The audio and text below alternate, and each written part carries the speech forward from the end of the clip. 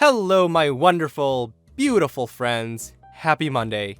Welcome back to another episode of r/Entitled People, where you'll hear stories about people who think they can do no wrong and think they're above everybody else. Much like this lady right here, who sends in her amazing resume and has the audacity to add that she has a ranking of a military spouse. Like it matters. Guys, if you had a company, would you hire someone who was entitled enough to add that they are a military spouse on the resume? Like it somehow would instantly shoot them to the top of the list. And don't even get me started on how entitled this is. Guys, this dog finds the fluffiest dogs in daycare so she can nap on them. It's freaking adorable, but at the same time, it must be annoying for the other dogs. But she don't care. She's entitled. My friends, in this episode, you're gonna hear 3 stories. The first one is short and sweet, about a Karen complaining about Halloween decorations. The second story is a subscriber submission from Lauren H, and it's about her time in retail where she encounters a crazy Karen. And we'll finish up with an entitled woman who gets put in her place by OP's boss. My friends, strap yourselves in and get ready to cringe at how stupidly entitled some people can be. I hope you stay for the stories today and do hit that subscribe button for future stories. Let's dive in, my friends. I own a small party store. Naturally, as Halloween's coming up, we have mainly scary Halloween decorations and costumes for sale. Yesterday was a peaceful day until Karen walked in. She had the stereotypical haircut and was with 2 poorly behaved kids. Immediately, she starts complaining about how all the decorations were satanic and they didn't fit in with the true spirit of Halloween. My employee, who is Wiccan, asked her what she meant by that. Karen replied saying that Halloween was originally about Jesus and that we were all sinning by leaving him out of it. My Wiccan employee was trying to educate her about the pagan origins of the holiday, but Karen was not relenting and became super disrespectful. Meanwhile, both of her kids walked off. A minute later, I caught them destroying the decorations by the window because their mommy didn't like them. I asked them to politely stop, but they would not. Karen overheard this and screamed at me to leave her kids alone and how she will call the police and say that I was abusing them. I told her calmly, "Ma'am, please leave the store. You are very disrespectful to my property and my workers." She insisted that I was stomping all over her rights as an American to be wherever she wants to be. I then called security from the department store across the street, who then promptly physically removed her and her kids from the premises. And last night, she left a very angry and one-sided review on our Facebook page, claiming that we harassed her with no reason. Most commenters saw through her BS, but many were saying that I took things way too far by calling private security guards to remove them against their will. My cousin was saying this as well. When I told him my business, my rules, he called me a horrible person.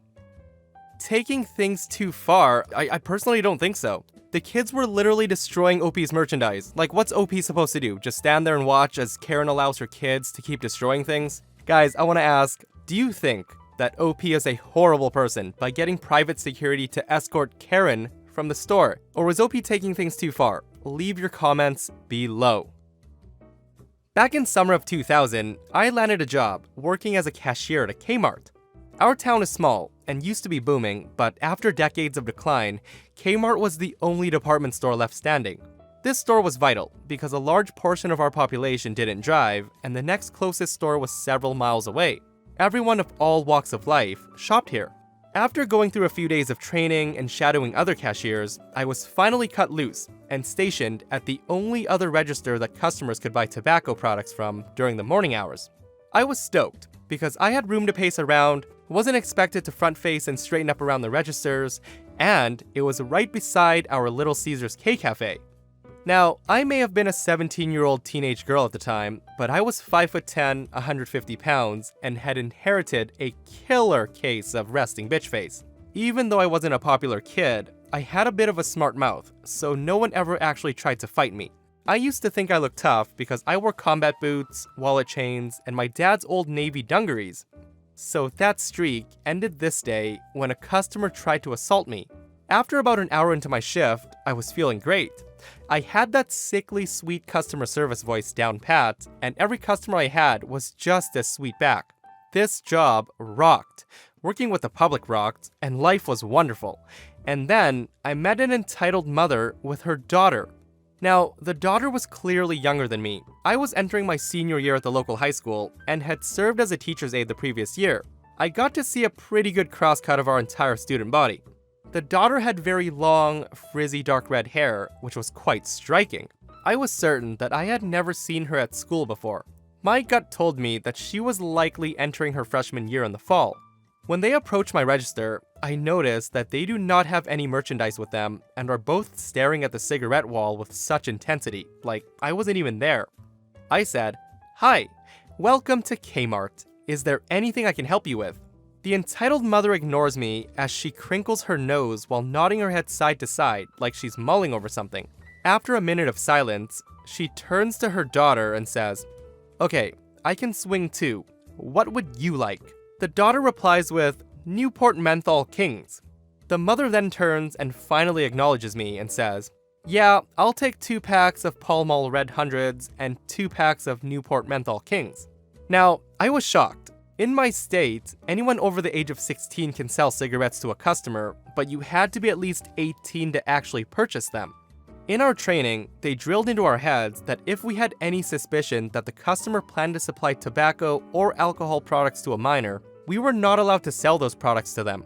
Now, I wasn't naive enough to think that this would never happen to me. I just didn't expect it to be so obvious and so soon. I said, I'm gonna need to see some ID." The entitled mother smiles, seems flattered that I asked, and hands me her driver's license. She says, "Here you go." I replied, "Thanks, but I'm gonna need to see her ID as well," as I point to her daughter while handing her license back to her. The daughter's eyes grow wide, and she quickly turns to her mom, looking panicked. The mom waves her ID back in my face and says, "Excuse me? What do you mean? I'm the one buying them."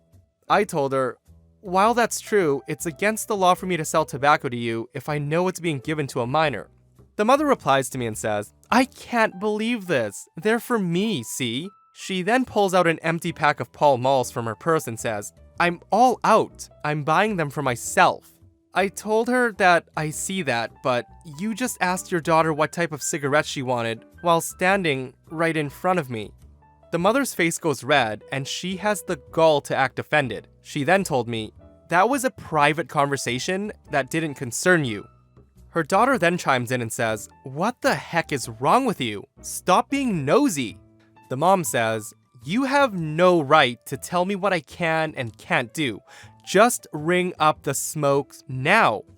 Now, before I can get out a sentence, she lets out this guttural scream and tries to jump over the counter and starts swinging and clawing at me while cussing up a storm. Good thing there was plenty of space at this register because I needed every bit of it to dodge her attempts to attack me. I had all my attention on this mother's madness that I barely noticed the daughter. It seems like forever before the daughter grabs the back of her mom's shirt and frantically starts trying to pull her back while screaming, "Mom! Mom!" The mother is still spewing insults at the top of her lungs and making threatening gestures when she glances towards the daughter and goes white. She snatches her purse and her daughter's arm and backs away from the counter. They then do that thing where they bolt out of the door while trying to act like they aren't running for the hills, all while muttering insults under their breath. I'm left standing there, my back pressed against the cigarette wall, silent but internally freaking out. I look to see what could have freaked them out so badly. I see a pretty chill-looking customer, a big man in his 40s, and one of my managers coming up behind them. I'm very confused as there's absolutely nothing intimidating about either of them, but relieved that they both scared them off. My manager was out of breath, clearly having sprinted from across the store when she heard the yelling, but she had a huge smile on her face. She asked, Are you okay?" I'm not shaking, but my voice is, and I said, Yeah. The man says, "I'm glad you're fine. I can come back to check out later if you need a break." I finally snapped out of it and let a chuckle out and said, "No, I think I can get through this sale." The man places his items down on the counter and starts smiling from ear to ear while looking back and forth between my manager and I. He then said, "You did great there, kiddo. Don't let the idiots intimidate you. You did the right thing." I thank him as my manager comes back behind the counter and hugs me. I finish the transaction, and he turns and smiles at my manager and says, "Well, I'm off to make a very important phone call." My manager's trying to hold in her laughter and says, "I can't believe how big Emily is getting." The man nods and is absolutely beaming as if this was one of the best things he's ever heard. He then says, "I hope you have a much better day, young lady." My manager giggles and seems like she's about to burst with excitement as she repeats the sentiment as the man walks away. She told me that she was very proud of me. My manager then explains why her and the man were so amused once they realized I was fine.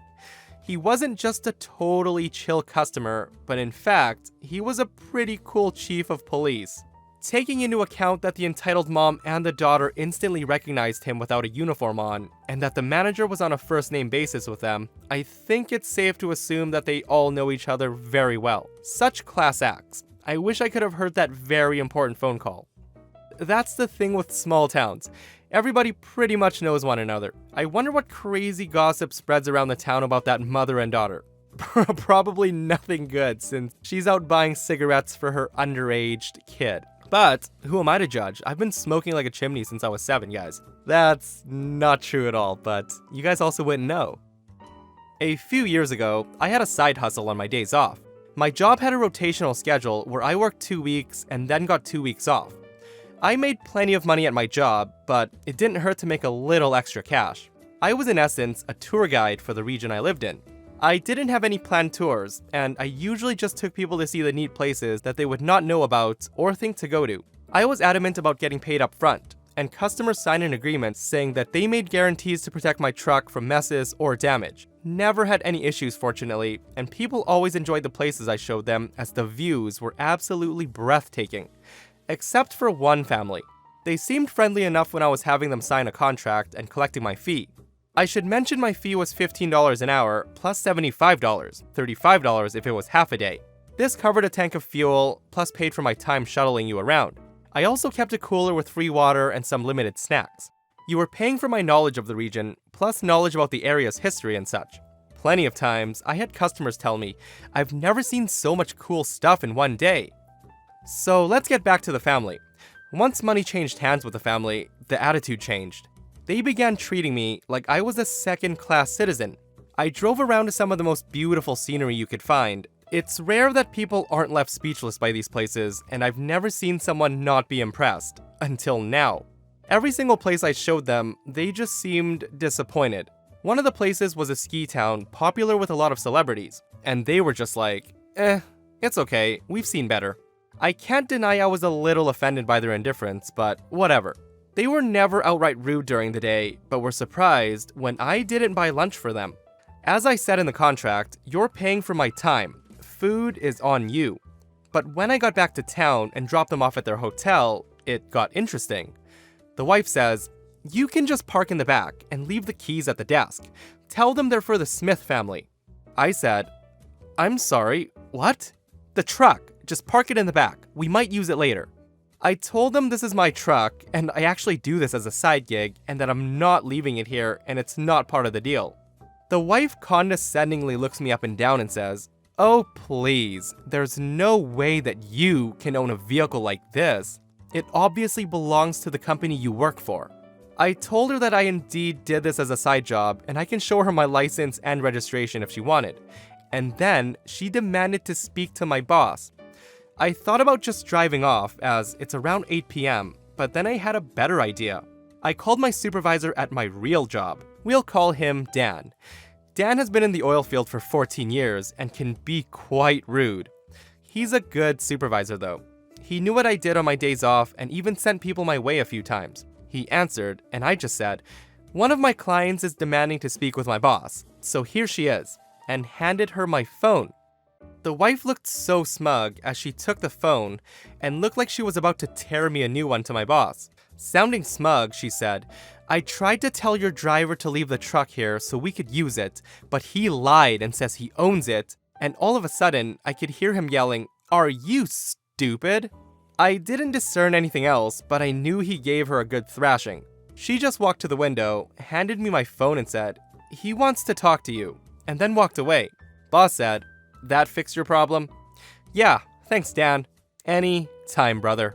Guys, I've never ever understood this at all. The fact that people talk like that to one another. I've read so many stories about entitled people, and sometimes I can't even believe the conversations. Like, talking to somebody on the phone that you don't know and asking if they're stupid, or even judging someone condescendingly and saying that they can't afford this or that. It's friggin' absurd. I'm pretty sure I've only ever met nice people in my life, because that's not how you interact with someone. Come on. My friends, and that wraps up another episode of r/Entitled People. Guys, we survived another episode of Entitled People. If you guys liked the video, please be sure to give the video a thumbs up. And if you missed the last episode of r/Entitled People, a Karen threatens to call the cops because OP takes down his backyard playset. What are her kids supposed to play on now? If you haven't seen the video, go check it out, and I'll see you guys in the next one.